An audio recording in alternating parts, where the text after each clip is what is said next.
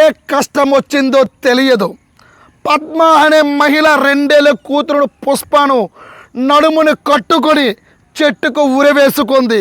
బాలిక ఆకలితో 2 రోజుల పాటు లే అమ్మా అంటూ రోధించింది.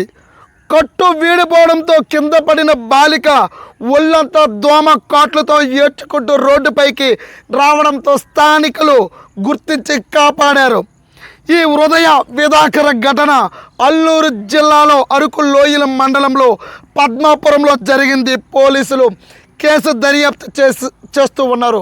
అంటే నిజంగా ఆ తల్లికి ఏ కష్టం వచ్చిందో తెలియదు, కానీ 2 ఏళ్ల బాలికతో ఉరివేసుకోవడంతో ఆ కట్టు వీడిపోయింది. ఆ బాలికకు స్థానికులు గుర్తించి లే అమ్మ అంటూ ఆ బాలిక అరుస్తూ ఉంటే అందరూ కూడా హృదయం అంతా కూడా విచ్ఛిన్నమైపోతూ ఉంది.